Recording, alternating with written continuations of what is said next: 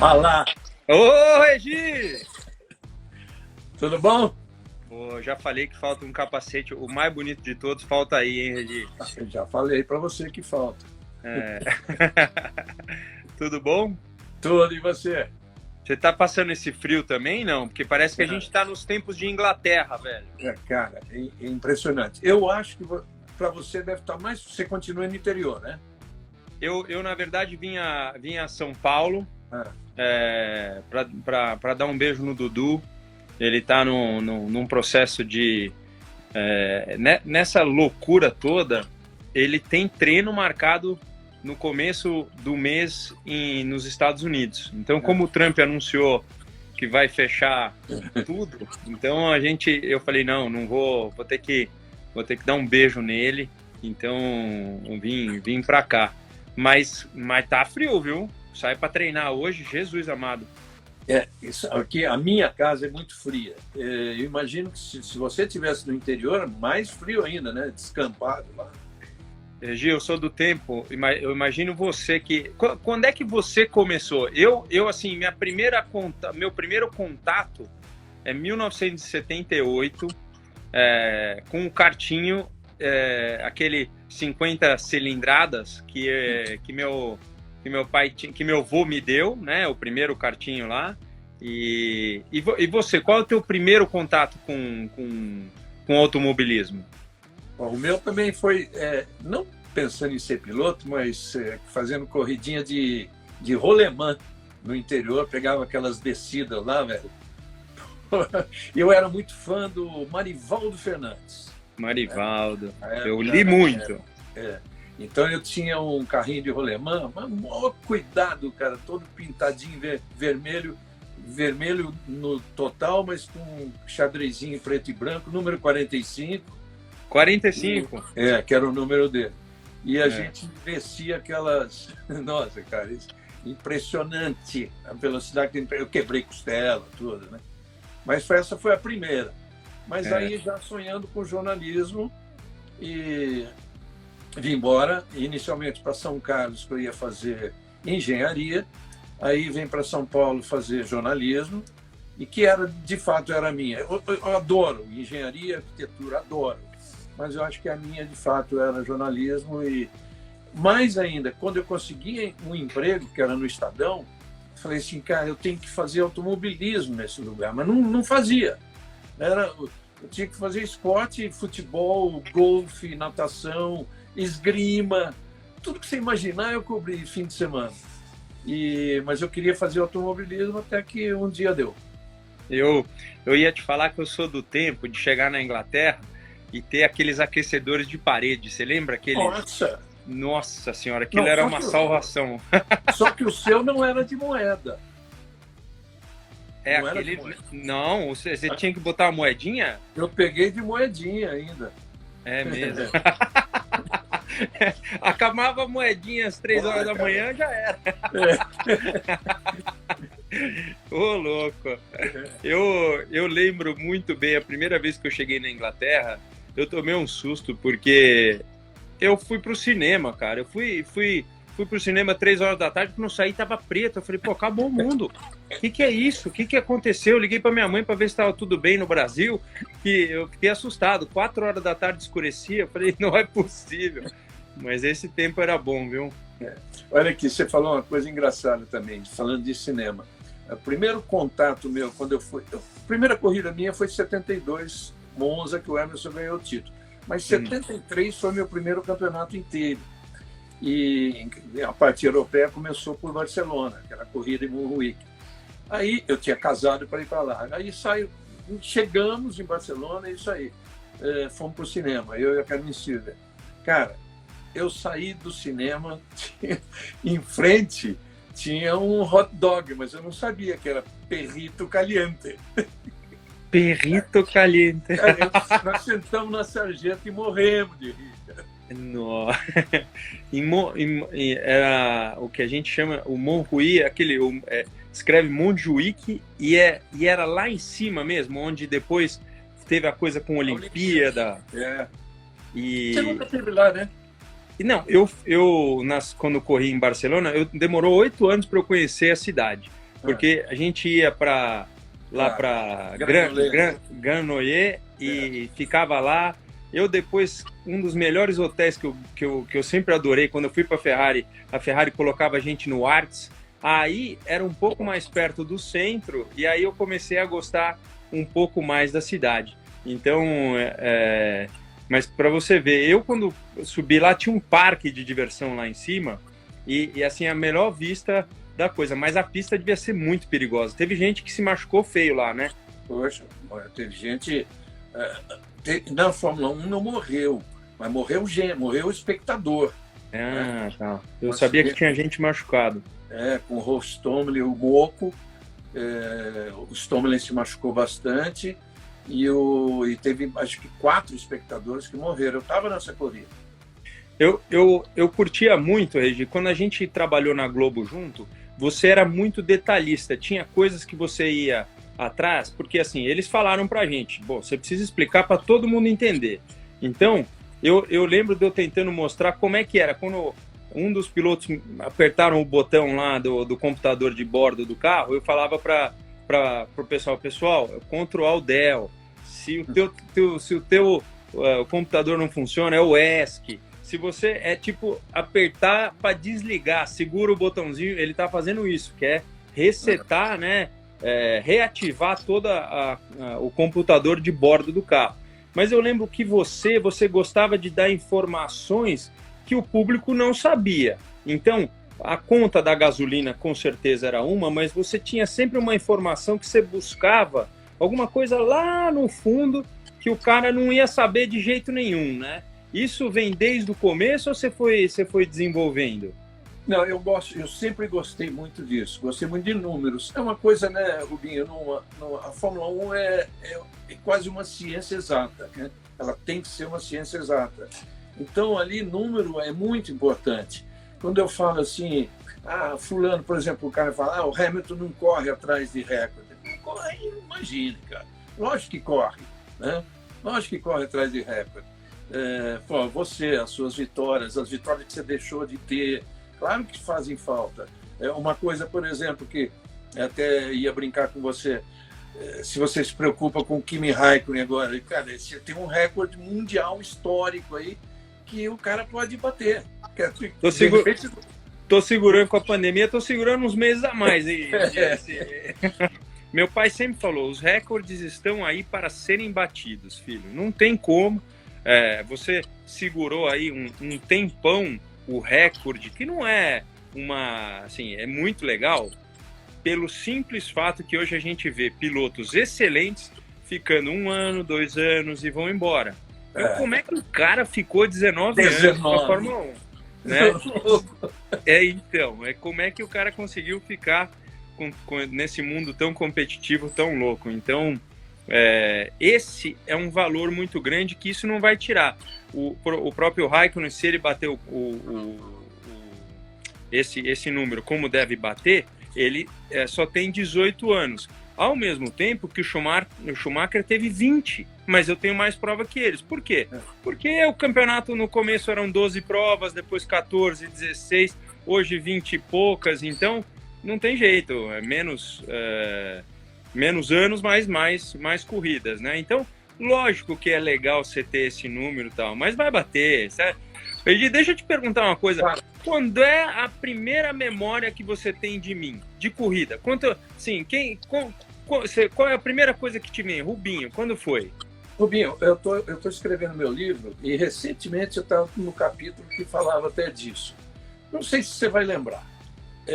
Na época eu viajava muito, né, direto, então eu não acompanhava, eu deixei de acompanhar as corridas, inclusive o kart aqui, que eu sempre gostei, aqui em Interlagos, eu deixei de acompanhar, mas ouvia.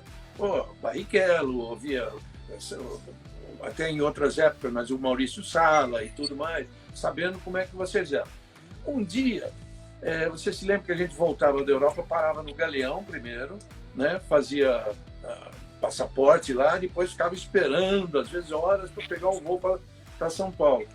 Eu estou numa fila do Galeão, entrou você.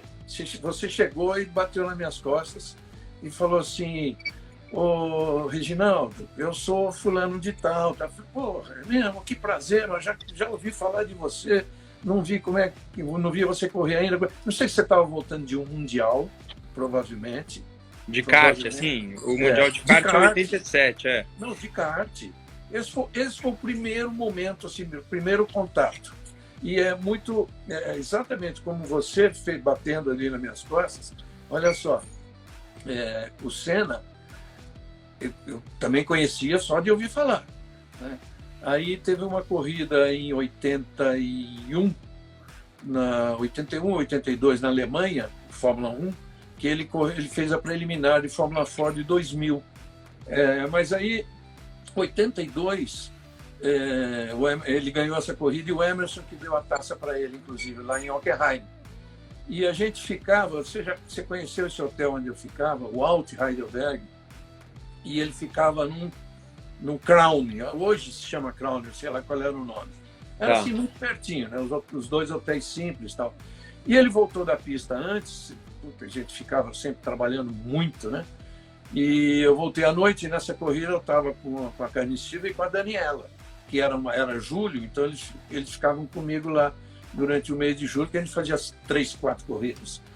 E aí ele foi bater na porta do meu quarto, né, para se apresentar. E aí a Carne Silva que atendeu, ele falou assim, puxa, ele não chegou na pista ainda, mas ele deve estar para a chegada. Cara, ele desceu, sem elevador, sem nada, desceu 3 andares, ficou na recepção esperando eu chegar. Então, é exatamente esses primeiros momentos, assim, que você jamais esquece. Foi esse de você bater nas minhas costas na fila do passaporte e no galeão. Olha lá, é uma que eu lembro, Regi, eu doido para estar com vocês, porque quando eu comecei a fazer preliminar de Fórmula Opel em 90, eu fazia, se eu não me engano, umas 6 preliminares de Fórmula 1. Paul Ricard, Jerez, inclusive eu fui campeão. Foi campeão. Eu fui campeão europeu de Fórmula Opel nesse ano que tinha Jerez. Eu cheguei atrasado na transmissão de Fórmula 1 na cabine, porque eu estava editando a matéria que fiz com você lá no caminhão dentro de Jerez. Aí subi, cheguei atrasado, não, mas estava assim, o Galvão já estava no ar quando eu cheguei. Entendi. Que legal. Então, por isso que era uma coisa muito legal. E olha, quando as pessoas falam assim, o que aconteceu em Hockenheim 2000, quando você ganhou, na última volta, o que você pensava? Eu juro para você, eu só queria saber da musiquinha e saber você e o Galvão, como é que seria a coisa. Eu cheguei em casa para ver a corrida na Inglaterra, eu estava triste de não conseguir ver a tal da transmissão, porque hoje, depois de algum tempo, você já tem ela na internet e tal, mas na hora lá era demais, meu. A gente conseguia ver tanta coisa que assim, marcava tal, era demais ver o Murray Walker falando tal, mas eu queria ver vocês falando e a tal da musiquinha, né? É como marca, né? Eu lembro outros esportes, o pessoal pedindo a música, né? A música, para mim, ela é demais da conta. Ô, Rubinho, me conta o seguinte, qual foi o melhor companheiro que você teve? Assim, não o melhor tecnicamente, o melhor, a mais agradável. O Button era muito agradável, cara, porque eu me dava muito bem com ele. Eu fiz vários amigos, né? Eu fiz, assim... Por exemplo, a primeira vez que o Irvine foi meu companheiro de equipe, eu perguntei para ele assim, que marcha você faz a curva ali em Suzuka? Aí ele falou, não lembro. Eu falei, cara, escroto, velho. Como que o cara não lembra de um negócio desse? Não quer falar, não fala, né? Fiquei puto, daí fui embora, tal, não sei o quê. Pô, fui ver que ele fazia tanto por instinto que ele não lembrava mesmo, rapaz.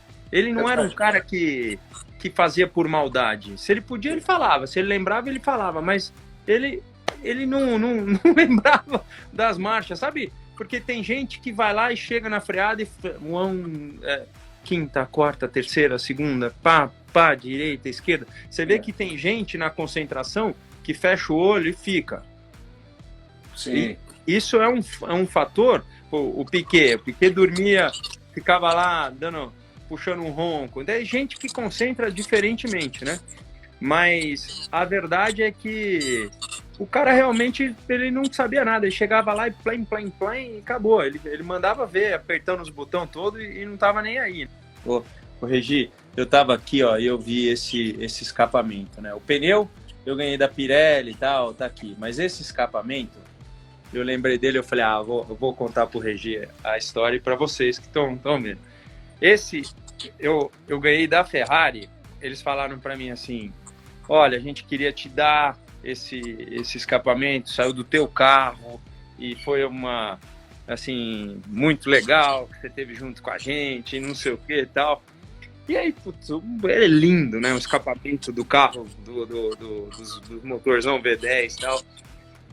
O Fefo era pequenininho ainda, ele bota a mão dentro do escape e tira um adesivinho com o preço. Saiu do meu carro nada, saiu da loja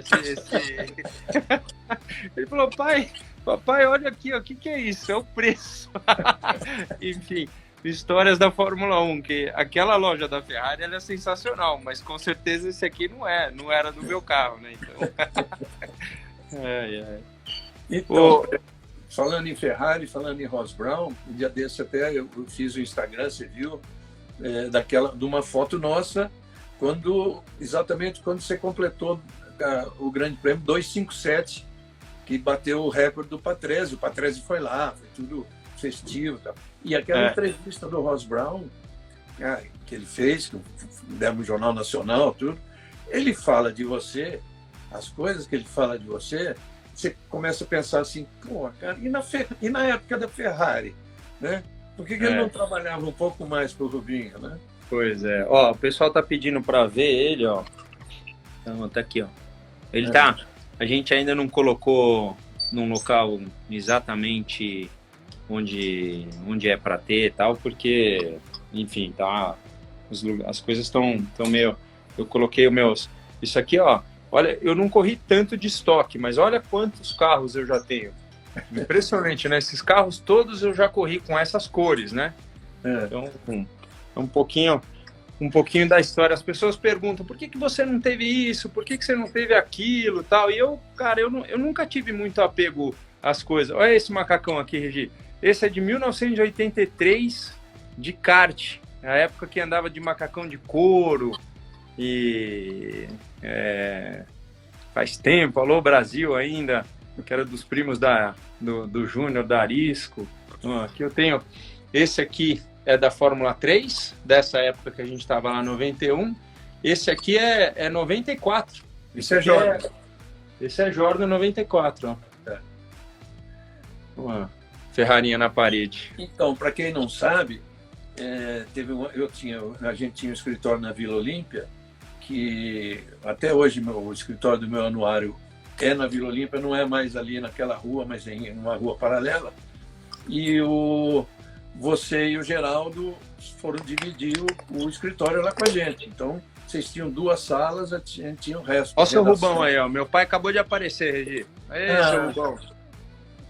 É pena que não dá para a gente ficar respondendo. Eu já vi o Vicente Sfer também, já passou por aqui. Pena que não dá para a gente... Mas dá para falar, pelo menos. Pelo menos, é isso. Então, mas conta. O Rubão era presença constante no escritório lá, né? Porque nem todo mundo sabe que teu irmão era o meu relação pública, era quem foi o responsável. Foi ele o responsável por me lançar para o mundo, né? Não tenha dúvida que foi do Dinho que lançou, assim, um pouco do meu desejo pelo rock, porque o cara era roqueiro pra caramba, e muito pela situação de ele ter tanta amizade nesse mundo do automobilismo, né? De falar, ó, esse menininho ali, aquele Rubinho, cabeludinho, na época, cabeludinho, vai aparecer, vai dar trabalho. Pô, outro dia, o Edu Homem de Melo, por exemplo, me escreveu contando histórias de como foram na realidade, para que eu soubesse, né, como é que foi o contato, muita gente que me ajudou para conseguir patrocínio, e o Edu é um deles. Então, o Davi Cury, o Murilo Macedo, filho, gente que poxa, sem eles, né, o Júnior da Arisco, sem essas pessoas, né, a gente tem que lembrar, eu falo sempre pros pais que tem a molecada correndo, o que meu filho precisa? Primeiro, ele gostar, não o senhor. Quem tem que gostar é o filho. E segundo, você nunca esquecer as suas origens, nunca esquecer quem te ajudou, quem te levou. Então, é isso que vale. Eu acho que o cara tem que ter a humildade de lembrar disso, né? Então, você, por causa da gente ter dividido o escritório, a gente tinha muito quadro seu antigo lá. Quando a última vez que a gente mudou de casa, aquela casa foi destruída. E a gente pegou um quadro e um monte de macacão. E acho que mandou para o Rubão. Mandou. Tinha um monte de coisa sua lá. Não tinha mesmo. O Dinho falou pro meu pai que tinha coisa lá e tal. E você vê, até por essa falta de coisa, eu tenho um Fórmula 1 que tá lá no Cid Pinturas. Eu tenho uma Jordan 94, para quem já passou por lá para fazer uma pintura, tá lá o carro. E eu tenho uma Honda 2007 que tá agora nos Estados Unidos, no empreendimento que tem um amigo meu abrindo aí, que daqui a pouco vão saber, porque eu não sei nem se já falaram, então não vou falar, mas tá por lá. Então, mas são só os 2 carros, né? Eu agora, para te falar bem a verdade, eu tô procurando as coisas do Dudu para que ele tenha, porque ele, né? O Felipe Massa, por exemplo, tem todos os negócios dele, tem um museu gigante e tal. Eu não tenho, mas pelo menos do meu filho eu vou poder fazer um pouquinho mais. Mas você tem coisas suficientes para fazer o museu, você tem peças aí. Não, eu tenho um capacete de todas as etapas, de todos os anos de Fórmula 1, eu tenho um de cada um. Tenho um macacão de cada coisa.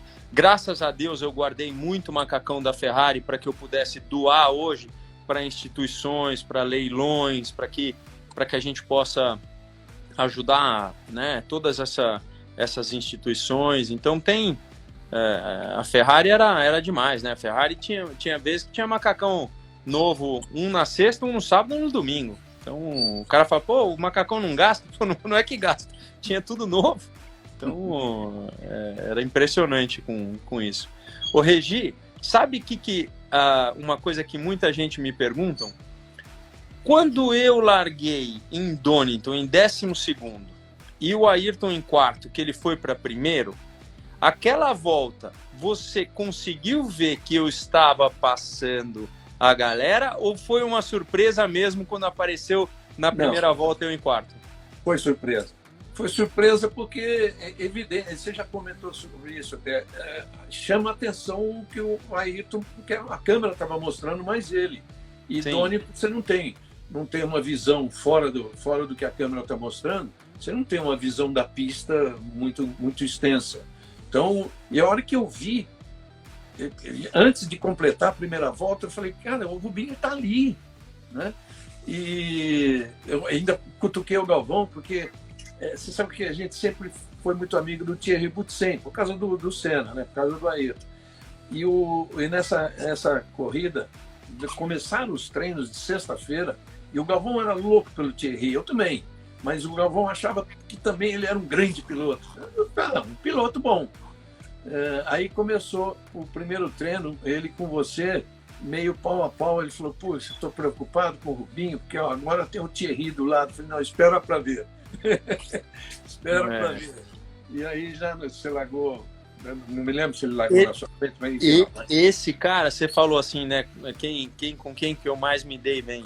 Mas esse era um gentleman.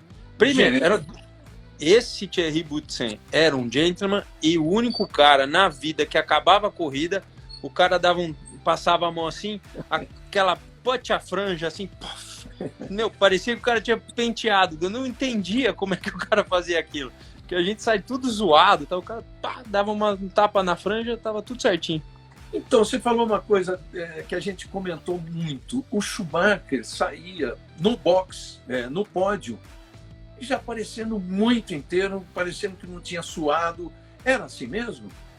Ele treinava muito, Regi. puto, o cara treinava muito. Tanto é que 2003 ele deu 2 voltas em Fiorano e ele voltou e falou, ó, não tô preparado, meu pescoço não tá bom, deixa o Rubens testar. E ele foi para casa. Tanto é que aquele carro foi um dos carros que mais foram adaptados para mim. Que foi uma pena, porque aquilo lá, aquela corrida de... Uma que me dói bastante é aquela de Interlagos, que era aquela, lembra? Tava 20 segundos na frente e acabou a gasolina. Então, 2003, o ano era o tal, que o carro andava muito. Para mim, principalmente. Mas foi isso, porque o cara era treinado. Você não tem noção. Você lembra nos treinos da Ferrari que tinha o caminhão da como é que chamava aquela coisa de ginástica? Enfim, era um caminhão de ginástica que tinha um caminhão inteiro de ginástica. A gente andava 600 km por dia. Tudo que eu queria sair de lá era comer um prato de pasta. Você tá de brincadeira. O cara ia para aquela porcaria lá na bicicleta e ficava lá até de noite ainda. Então, com certeza, ele era muito bem treinado.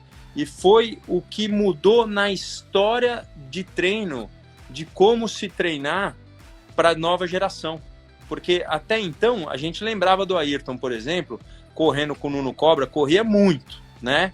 Mas era um cara cardiovascular, muito bem preparado, musculação também levava a sério e tal, mas essa geração, quando entrou do Schumacher para frente, foi quebradeira total. Vamos lá para o Michael. Vocês conseguiram se dar bem de jantar na sua casa aqui e tudo? Com certeza.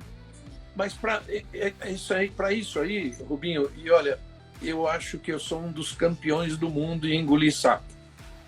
Eu sou. Agora, não sei se eu não perco para você. Engolir sapo é uma arte, né? Então, assim, eu sempre achei, Regi, que pelo meu dom de desenvolvimento de carro, o Luke aí, what about the dog? Depois eu conto essa história aí. O Nandinho uma vez chegou, depois a gente conta, porque tava lá em Madonna de Campilho e aí ele foi falar inglês pro Michael, e o Michael tinha aquele cachorro vira-lata, lembra? Aí ele chegou e falou, what about the dog? Aí o Schumacher não entendeu nada, não riu, ficou com aquela cara de fechado. Mas, enfim, o que aconteceu? Meu pai, até por desconhecer, meu pai fazia, algumas vezes eu parava no box e falava assim, tá falhando, pai. Aí ele ia lá, fingia que mexia e tal, me soltava de novo, eu parava depois de uma volta e eu falava, continua falhando, pai. Então, ele me testava em muitas coisas para eu desenvolver uma coisa de sentir o carro, né? Quando ele me soltou com pneu slick na chuva, porque a gente não tinha dinheiro de comprar o pneu de chuva, cara, isso aí me fez o cara que eu sou hoje na chuva. Então, é uma coisa que eu fui desenvolvendo. Então, o meu lado técnico, o Ross Brawn sabia que era muito bom. Se era melhor ou se era pior, dependia porque assim, às vezes o setup da pessoa funciona pra gente, mas às vezes não funciona. Às vezes você pode copiar o que você quiser que o cara guia de um jeito diferente. Então, o que acontece? Eu falei com esse meu resultado, porque daí os caras começaram a me colocar para testar pneu. O Schumacher não testava mais pneu. Aí começaram a me testar os freios. Falei, pô, uma hora, você só eu nessa parada do sucesso aqui, testando tudo e tá tudo certo. Que foi o que não aconteceu. E por isso, em 2005, no final do ano, eu já não queria mais engolir sapo, porque eu falei, puxa, eu não tenho mais espaço. Então, por não ter espaço, eu vou ser feliz em outra equipe. Então, quando muita gente me pergunta, Rubinho, como é que aquela ultrapassagem na Hungria, aquilo é porque, foi a única chance que eu tive na vida de fazer uma ultrapassagem no Schumacher, única na vida não, porque tem o X lá de manicure, quando eu não estava correndo junto, não tenha dúvida, você tem um carro, você vai para cima, né? Então, tem muita coisa que aconteceu que eu não gostaria que tivesse acontecido, mas do resto, o cara era o top. Regi, um cara que sai do box de Spa curva La Source, saindo do box, qual é a primeira curva que vem? O Rouge. A volta só vai começar daqui 6,5 km. Ele vai e faz cravado a curva a 320 por hora? O que você tem na cabeça, filho? Eu perguntava para ele, o que você tem na cabeça, filho? Não tá nem valendo ainda. Qual que é? Pra que você faz isso? Ele falou, nem vi que eu fiz. Ou seja, o cara tinha tanto talento natural que, era... Quem veio aqui conversar? Que falaram que ele tava dormindo, ele veio conversar, né, meu filho? Não, esse é muito bonito, cara. Esse aqui é muito chique, cara. Esse cachorro, eu converso com ele, ele fala, você quer aperitivo? Você quer? Não é possível. Você quer um aperitivo? Mas agora, hora de comer um aperitivo? Meu Deus, depois a gente fala disso. Tá bom. Esse é bruto. Então, o cara tinha um... o Felipe tá falando para contar do tênis do Burt que eu joguei pela janela. Na verdade, quem jogou o tênis do Burt... Você sabe que o Burt O Burt não gosta, tem umas brincadeiras que ele não gosta. O Felipe pegou o tênis dele da janela do apartamento e jogou lá na marginal, velho. Você não acredita que a gente filmando lá de cima com a luzinha e o Burt procurando o tênis dele? Mas foi o Felipe, não foi eu, não. Eu contei, pronto. Mas o Schumacher era assim, não tenha dúvida. Tinha hora que dava aquela baita bomba na parede, mas tinha hora que o cara era um talento inegável. Então vamos falar, o Rubinho teria sido não sei quantas vezes campeão. Isso não importa mais, não foi, entendeu? Então, na minha cabeça, por todo o que foi passado e tudo que foi feito, o que eu me lembro é da dureza e da raça que o seu Rubão teve que ter, o seu Rubãozão, meu avô, o meu tio Carlos, meu tio Sérgio, meu tio Dárcio, o Edu, o mecânico China, o No, o Gera. E isso que para mim vale, porque a gente não tinha um troco dentro do bolso para falar, vai dar certo, não vai dar. Então, quando eu ingressei na Fórmula 1, naquele 1993, lá na África do Sul, cara, era um sonho e continuava sendo. E depois de 19 anos, você ainda sentado no carro, né, é para ter um orgulho danado. Então, podem achar ia ganhar, não ia ganhar, não tem nem que ficar falando. Não, Rubinho, você é um dos casos assim de maior paixão pelo que fez de corrida. E que faço, né? Que faz.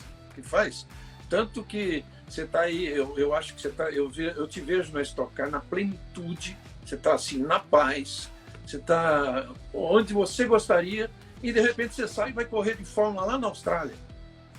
Pois é. Eu tenho um negócio por esse tal carro de corrida que me dá um prazer que é inegável. Então, eu só posso agradecer, Regina.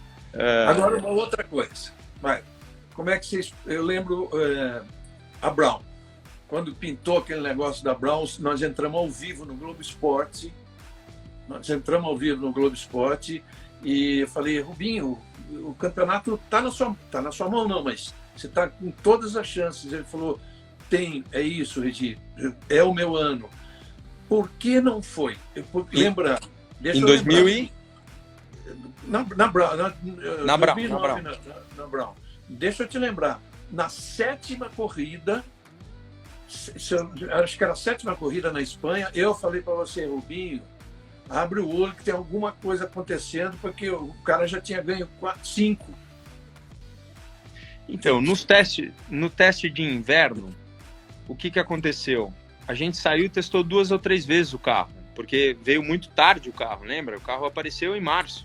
A gente teve 2, 3 testes e a gente foi para a Austrália. Quando chegou na Austrália, a gente descobriu que com o calor, nos meus freios, que eram diferentes do Button, eu não conseguia andar com a calota traseira. E aí eu dava uma desbalanceada minúscula no carro que, eu comecei a perder minha vantagem. Porque se você olhar, o primeiro treino quando com a calota lá na Austrália, eu fui primeiro tempo. Quando tirou a calota, desbalanceou, os freios perderam a temperatura de um jeito meio total. Nossa, foi para jogar fora, aquelas primeiras 5, 6 provas que foi por causa do freio. E depois eu testei o freio dele, e aí você vai me perguntar, por que você não começou com o freio dele? Porque em 2006, 2007, 2008, aquele freio era uma porcaria para mim. Não valia, não tinha, e na Brown o danado funcionou. Mas tem muita história que a gente não sabe, Regi. Tem muita história que depois, muito lá para frente, o cara veio falar, pô, você lembra daquela vez? Aquela vez... Mas que vez? Não, nada. Filha da mãe, agora você vai falar até o final. Então, é assim, o esporte, ele tem uma vaidade. Ô, Regi, muitas das minhas dúvidas, eu tive a honra de trabalhar com você direto na Globo. Então, eu pensava, como é que esses caras fazem isso quando eu tô correndo? Então, aí eu fui ver os computadores que você tinha, como era a base do seu trabalho, para onde você ia buscar. Você andava com um negoção desse tamanho, assim, uma bíblia que tinha lá da Ferrari que edita. Então. Ferrari que edita, mas a bem da verdade, aquilo assim, só em último caso eu ia consultar. Você, por exemplo, o Galvão consegue trabalhar com 2 pontos, né? Para o cara que não sabe, o ponto é você ouvir uma pessoa daqui e outra daqui. Você imagina, uma pessoa já é difícil, 2, uma falando de um lado, a outra do outro, dá uma misturada no HD do cérebro que é difícil. Mas você desenvolveu esse método também, né? A gente acostuma. E se você não lembra, no Grande Prêmio do Brasil, que você estava lá embaixo já, você estava no grid, mas no GP do Brasil não são 2 falando, são 4 ou 5, cara. E na época do Boni, lá atrás, pô, aí era até divertido, porque sabe que o Boni fala, baita boa gente, mas ele fala alto, fala gritado e tal. E aí ele tinha... Nossa Senhora, uma vez, em Interlagos, a gente vê a pista, né? Via bastante da pista lá da cabine, né? E aconteceu mas não sei nem se foi Interlagos ou Jacarepaguá. Bom, enfim, aconteceu uma coisa qualquer numa curva lá atrás que a câmera não estava mostrando. Cara, eu amo corrida, eu gosto de corrida. Eu vi aquele negócio, na hora eu falei, pô, fulano saiu lá. Puta, mas eu levei uma bronca. Cara, falou assim, já que eu tô cansado de falar, não fala antes da imagem mostrar. Porque a Globo tinha todo um esquema que acontecia um negócio lá, ela resgatava aquela imagem para mostrar, para então a gente falar. Que é um sistema da TV, ótimo, é isso aí. A TV moderna, já na época que a Globo fazia, é isso aí. Mas você não se liga, às vezes. Você vê um negócio lá no fim, né? Mas era bacana. Ô, Regi, e me conta, estão perguntando, muita gente pergunta os seus capacetes. Conta as histórias deles aí. Como que é? Machado, meu amigão também, corintiano que nem você. Oba! Quais histórias? A do capacetes atrás. Conta um pouquinho delas aí. Bom, cara, o Ingo foi o primeiro cara que eu acompanhei, assim, no meu início de carreira. Fui embora junto com ele para a Europa. Nossa, vivemos juntos lá, eu, Carlos Silva, ele e Ruth, convivemos juntos pra caramba, até tudo na vida dele, até chegar à Fórmula 1. E tem uma história muito engraçada que está no meu livro. O Ingo se lembra bem disso, quando ele foi convidado, que era uma coisa natural, né, que ele seria convidado pela Copersucar, né? E a Copersucar era uma baita incógnita, com todo o idealismo, a capacidade que eles tinham e o que eles queriam, aquilo, muita gente fala assim, aquilo ali foi... Nossa, eu fico doido quando falam que aquilo era um jeito de ganhar dinheiro. Aquilo foi o idealismo da família Fittipaldi maravilhoso. E eu e o Rafa Lopes fizemos no Sport TV uma matéria, acho que uns 5 anos atrás. Graças a Deus a gente resgatou bastante essa história linda, bonita, é uma poesia, essa história da Copersucar. Mas, enfim, ela estava naquela fase ruim. Já o Emerson tinha corridas que ele não, na Bélgica, ele não conseguiu se classificar. E aí, bom, enfim, chegou o momento do Ingo e eu me lembro que eu estava na Suíça e ele na Inglaterra, e eu liguei para ele: alemão, já te falaram? Ele falou: não, mas já imagino o que, é que você vai falar, porque eu estava ali na Suíça com o Emerson, eu sabia que ele ia ser convidado. Você agora, quero que você fale alguma coisinha para eu botar no jornal. Bem alemão, bem honesto, bem tudo na vida, que é o que ele é. Ele falou assim: Regi, ou é o princípio de tudo, ou é o fim de tudo, para mim na Fórmula 1. Bem a cabeça certíssima e do alemão. Tanto que passou um pouquinho, ele voltou para o Brasil, aquela coisa, eu falei: alemão, se te sobrar uma chance na Fórmula, voltar na Fórmula 1, ele falou: cara, esquece, acabou. Eu sou piloto no Brasil, já estou na Stock Car, resultado, 13 títulos mundiais, né? 12, né? 12 títulos brasileiros. É isso, Esse é o Ingo. 77 vitórias na Stock. Esse do Schumacher é um capacete real? Do Schumacher é o seguinte, claro que é um capacete promocional, mas foi ele que me deu. Tá bom. A Marlboro criou um negócio em Interlagos, uma coisa maravilhosa, uma matéria que a gente fez com uma Ferrari de rua, inclusive com um lugar para o cinegrafista atrás, eu na frente com ele, e a gente fez uma grande entrevista, e depois ele falou: bom, agora vamos nos divertir na pista. E entramos, e ele fez bacana, 2, 3 voltas, ajudando o cinegrafista e tal. Ele falou: bom, e aí, agora? Vocês já têm tudo que queriam? Já. Então vamos nos divertir mesmo. Pô, aí foi pé embaixo. Você sabia?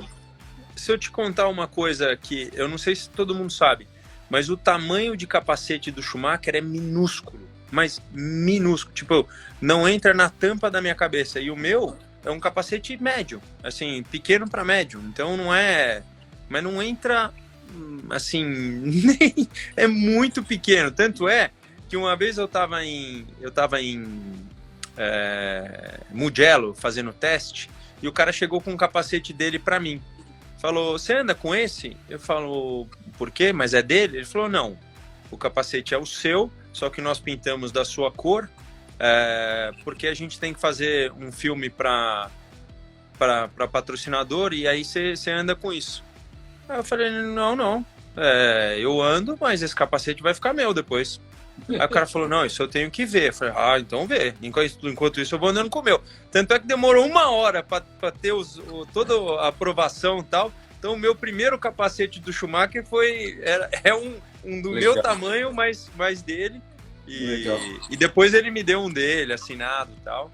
Legal. Mas... Bom, os outros, Rubinho, o do Emerson em cima, do Senna, tem o do Piquet aqui, e eu tenho um outro do Piquet que é um original que ele me deu. Esse é original, esse é um GPA. De 83, ele me deu, bem antes de Williams. Eu acho que é um GPA. GPA. Tem o Kaká Bueno aqui, porque o Kaká foi eu que acertei o negócio dele na Red Bull, lá, sei lá, 15 anos atrás. Então, a primeira corrida que ele fez com o Red Bull, ele me deu o capacete. Que legal. Bom, tá faltando o seu, né? Tá faltando, Regi. Eu vou arrumar para você. Eu tô arrumando tudo aqui, ó. Esse aqui eu andei lá na Austrália. Olha esses carros da Austrália como eles são, Regi. Olha os buraquinhos que ficam.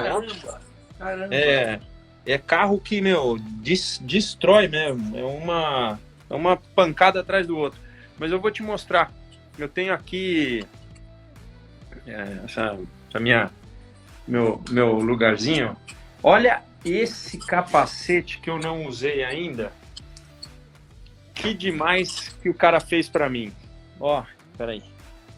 Ele mostra momentos da minha carreira. Bom, vou mostrar assim, ó.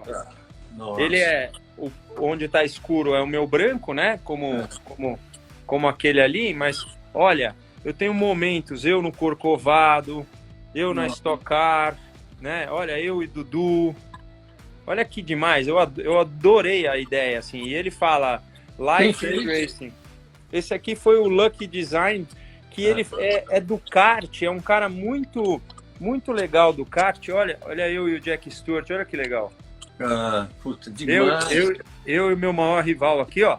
Maior rival não, ó. O cara tá pra me bater. Cuidado, hein, filho? Cuidado, hein? Vai devagar, viu? Nós de peruca. Mas eu tava contando, aquele capacete lá dentro eu tinha uns 4 anos de idade, minha mãe me levou no autódromo para ver uma corrida de kart, no kartódromo. E a primeira corrida do Ayrton, junto com o Mário Sérgio, filho do seu Mário, que tem a Mini em São Paulo, tudo. Essa corrida eles bateram, Regi. Era assim, saiu um pau danado naquele kartódromo. E o Mário Sérgio era um grande rival do Ayrton no kart e andava muito. Eu vi muita disputa dos dois. Então eu tenho esse capacete que é o maior orgulho. Eu estou em busca de um capacete do Ayrton mesmo. Já passei mensagem para o seu Milton assim, porque eu tenho um capacete do Ayrton que está aqui, mas não vou lá dentro porque a internet não pega legal. Mas é um capacete que eu cheguei na Arai uma vez para visitar a Arai e tinha 2 capacetes pintados do Ayrton. Aí eu falei pro cara, era 93 isso, eu falei assim, ué, mas ele não anda de Arai. Ele falou, mas a gente tá conversando e talvez 94 ele vai andar de Arai. Ele nunca andou de Arai, mas como os 2 capacetes tinham sido feitos para ele, falei, me dá um, pelo amor de Deus, me dá um. E aí eu peguei para mim um capacete da Arai, ou seja, não existe, nunca foi do Ayrton, mas tinha a intenção de ser. Então foi legal demais. Tem valor. Falando nisso, falando em Ayrton, em 94 você recebeu um convite, vocês tinham um contrato da McLaren, aproveitando que o G está aí assistindo a gente também, tinha um contrato na mão de vocês. Conta essa história. O que tinha nesse contrato que não dava para aceitar?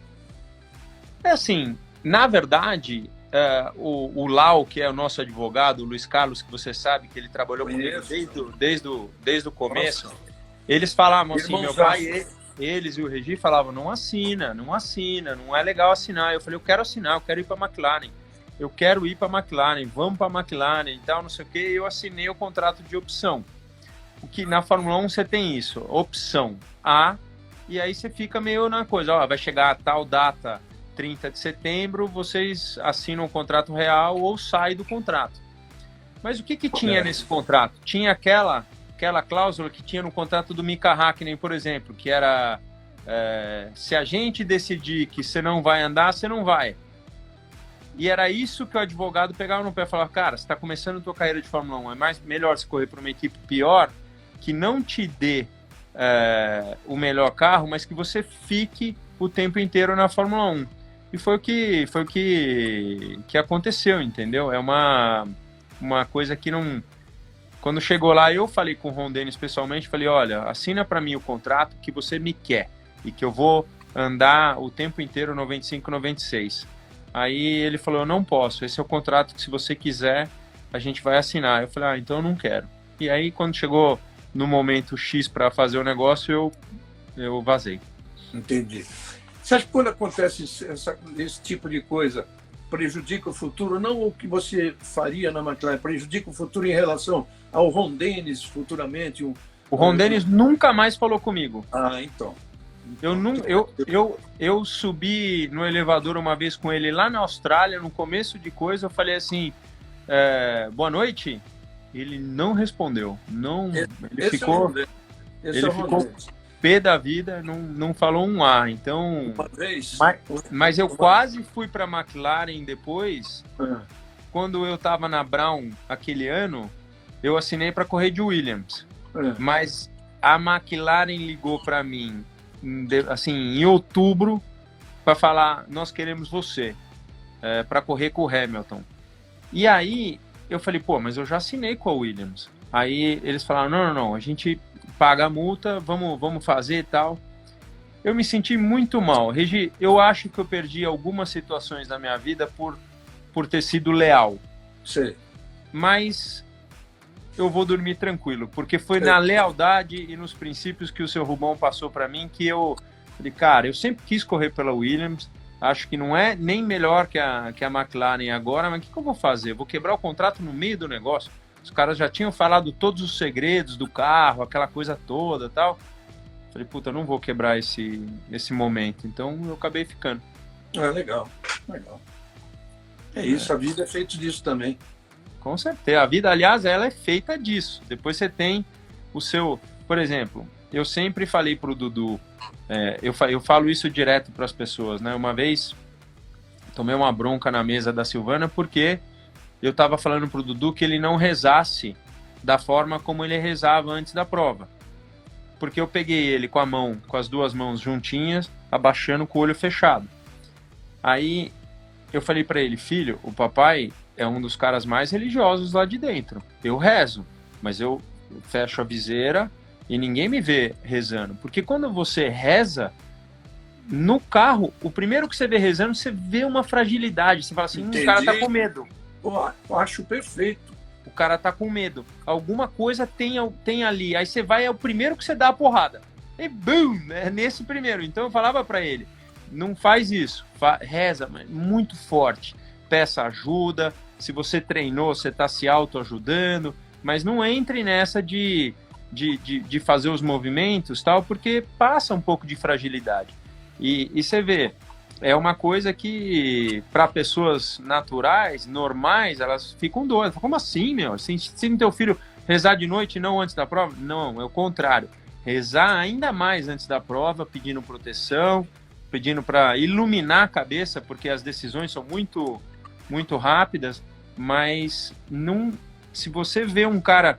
Tem muita coisa, assim, quando você tá no olho a olho, no kart principalmente, quando você vê o cara na tua frente, você vê na hora quem que tá, quem que não tá, quem que vai para cima, quem que não vai, né? Então... Rubinho, isso me lembra uma... Nossa, cara, me veio agora. Uma corrida de 2003, Silverstone 2003. Uma corrida que está na sua cabeça, que foi uma das vitórias mais bacanas. Cara, foi o maior, acho que talvez um dos maiores elogios que eu recebi, porque é um cara não do automobilismo, eu estou falando simplesmente do nosso Guga Kirten, né? Do grande Guga. Bom, começou essa corrida... Que cara legal. Começou essa corrida, é aquela coisa, isso, o cara que está do lado, nós também lá na cabine, e você um pouco viveu isso, você tem o dia ruim e tem o dia bom. Você tem o dia, puta, eu estou super concentrado nesse negócio. Começou aquela corrida, vocês tinham 4 ou 5 caras que podiam ganhar a corrida, né? E você começa a ver aquele negócio, tá aí o Galvão, Egi, qual é o seu favorito? Eu falei, só tem 2 caras para ganhar essa corrida. Ou ganha o Rubinho ou ganha o Mika, né? Mas eu vou apostar no Rubinho. Bom, não deu outra, você ganhou a corrida. Tá? Semana seguinte, que eu sou padrinho de casamento do Larry Passos. Com o maior prazer, orgulho, eu digo isso.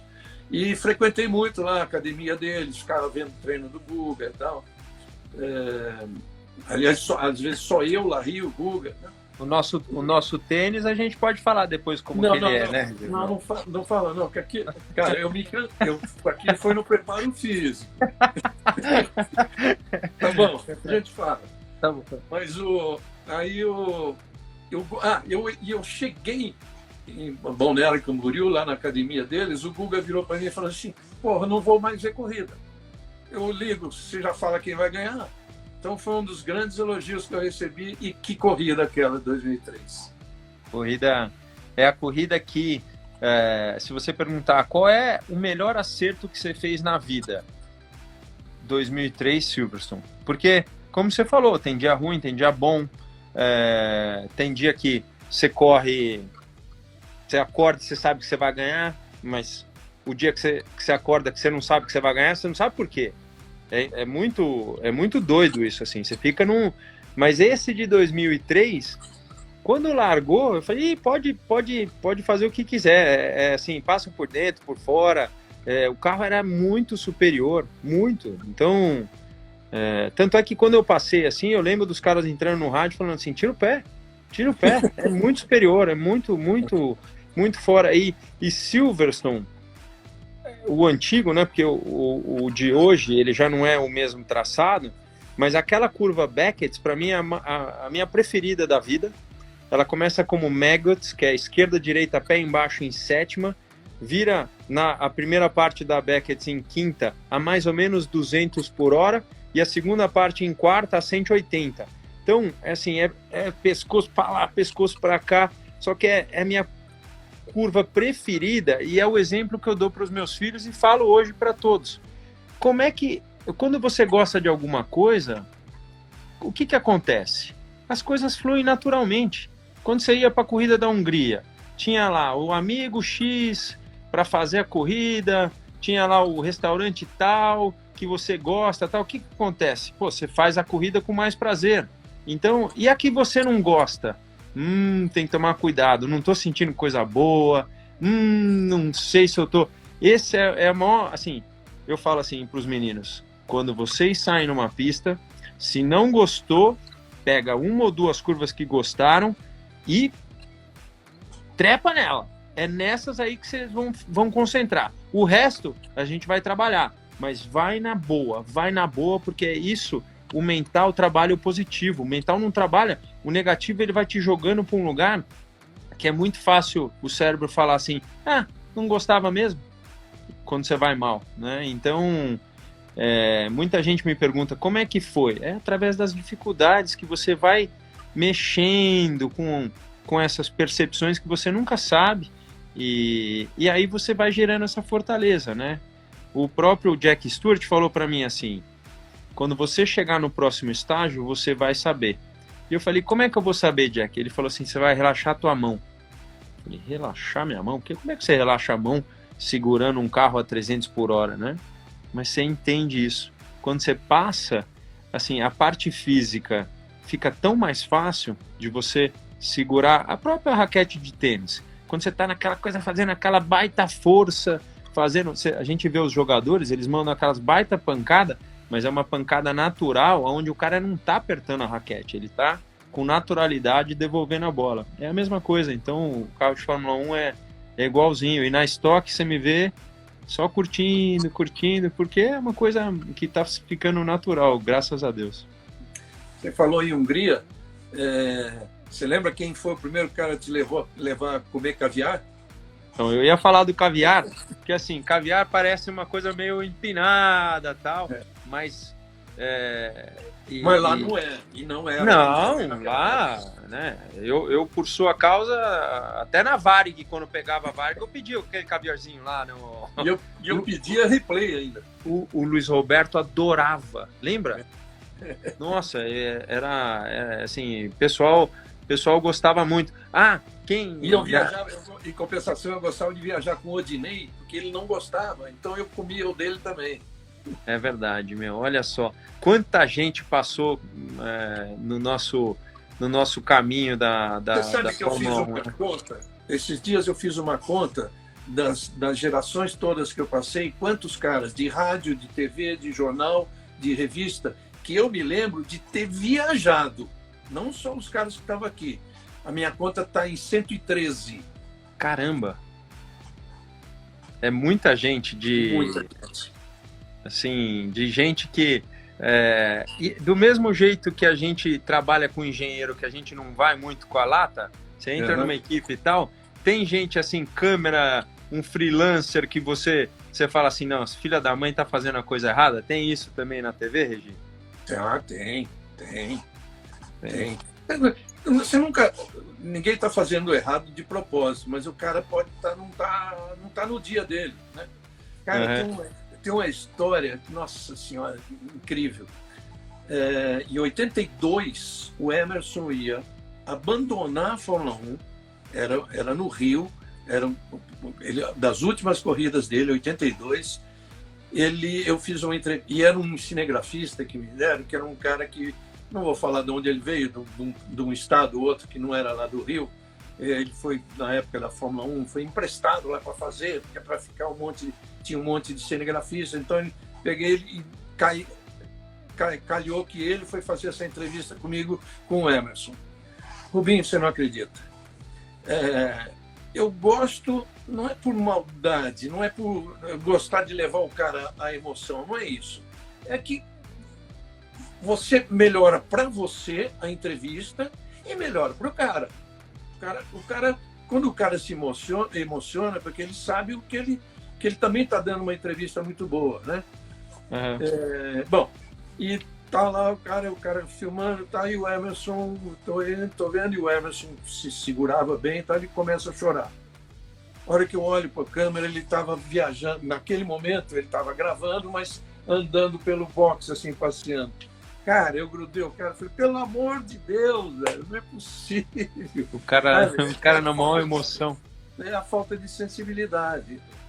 Tem muitos assim. Em compensação... Mas essa sensibilidade é muito mais brasileira, não é, Regi? Assim, não tenha dúvida. Quando o meu filho estava aqui atrás falando comigo, você viu, ele começou a falar do papai. Só o fato dele falar papai, meu, já me molha os olhos. Eu sou muito emotivo. Eu posso ser uma geladeira na corrida, mas quando tem os filhos, meu, assim, quando eles estão na prova, eu choro meio.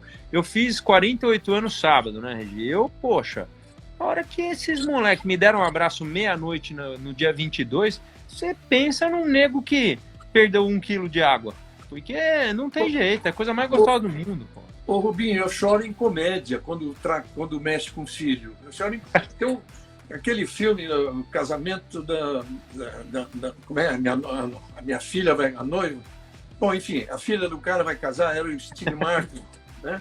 Tá. Teve 1, 2 e 3. Eu choro nos 3, quantas vezes eu assisti. E é comédia, pô.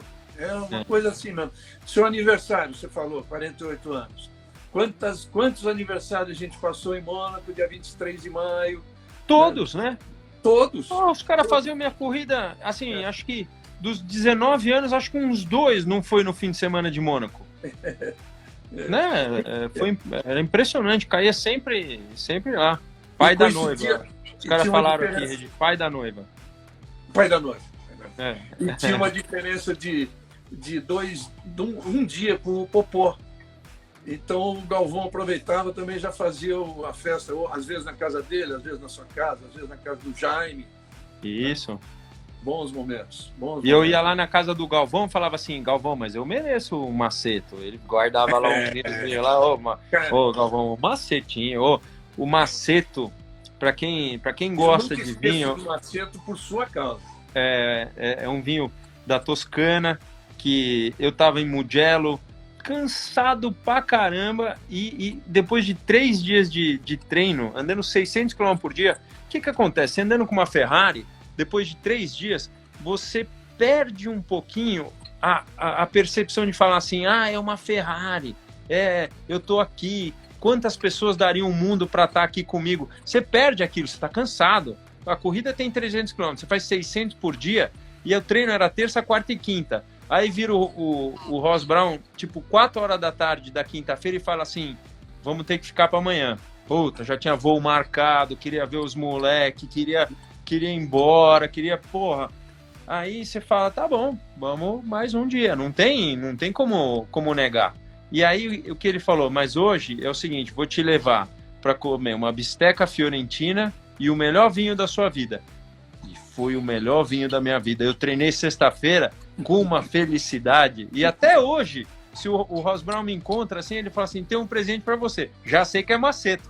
E é um vinho caro pra caramba. É um vinho enormemente caro. Mas isso aí faz parte de um bastidor que assim a gente nunca vai saber, né? Olha o Pefit aí. O pessoal gosta, né? A gente tá vendo muita coisa legal. Obrigado por estarem participando. E olha que quando terminar essa coisa toda, vamos tomar um maceto. Vamos tomar? Opa! Eu tenho um aqui, Regi. Ó, eu mostrei para você que eu tenho pouca coisa na minha casa, né? Mas ó, essa geladeirinha aqui, ó, essa aqui tem. Meu Deus. Ó, pensa num negocinho bom, ó. Esse aqui eu ganhei de presente, ó, um Petrus 2005, porque eu fiz o que meu pai fez comigo, que meu pai me deu um Petrus 1972, que foi o ano que eu nasci, e eu bebi com ele. Eu dei para ele um vinho que eu achei lá em Barcelona, que os reis tomavam na época, e a mulher não soube. Ela falou, eu não posso cobrar muito de você, porque pode estar... como é que chama? Beaujolais? Bouchonnet. Bouchonnet. E aí eu falei assim, Pô, então o que eu faço? Ela falou, não, pode comprar que acho que vale. E tava uma maravilha, que era os Kings da época tomavam, tá? E tal, e aí eu fiz isso, falei, vou fazer isso, vou comprar um 2001 pro Dudu e um 2005 eu não achava, era caro pra caramba, e aí eu ganhei de presente de um amigão sertanejo, e então eu guardo aqui, os meninos não estão prontos para beber ainda. O Marquinhos. Marquinho, foi o Marquinho que me deu, foi o Marquinho que me deu naquele dia lá em Goiânia. Lá em Foi o Goiânia. Marquinho que me deu. É isso aí. Aquele dia eu estava. Você se lembra que eu fiz aquele meu tratamento de dieta longa, que emagreci 17 quilos. Assim, fazia 3 dias, 4 dias que eu falei assim, puta, já posso tomar alguma coisa. Foram 100 dias sem tomar uma gota de vinho, sem comer pão, sem nada. Puta, justo naquele dia. Mandou. Uma loucura. O que o cara serviu ali era loucura, né? Começou com o Opus One, pelo amor de Deus. Melhor vinho da Califórnia que eu gosto mais. Eu tenho... Nossa. Ele me levou na adega, a gente fez uma foto com todos aqueles vinhos. Eu lembro que ele perguntou pro Edinho, o Edinho Cortez, ele é de que ano você nasceu? Ele falou 65. Ele foi lá, pegou um Peramanca 65. Então, é impressionante aqui, ó. Mas, ô, Regi, eu vou te falar, é muita história pra gente. A gente tem que. Vamos fazer uma live por dia para contar as histórias. É sempre um baita prazer falar com você, ainda mais assim, ao vivo, para as pessoas poderem ver, porque, afinal de contas, não tenha dúvida que as pistas, de vez em quando, tem o fato da emoção, de vez em quando você entrava lá, eu estava pensando na reunião, não tenho como te responder, e não vai, e não fala, e puxa vida, será que o cara tá triste? Não, o cara tá não sei o quê. É sempre, né, a pista é um poço de vaidade, a gente sempre soube disso, mas eu tenho, assim, uma admiração muito grande pelo teu trabalho, e vou falar de novo, para mim, na última volta de Hockenheim em 2000, eu só lembrava você e do Galvão e a musiquinha. Eu falava assim, olha, chegou o grande momento da minha vida. E o que era chegar o grande momento? Não era o troféu, o pódio. Para mim, era o Brasil e a musiquinha, com vocês falando.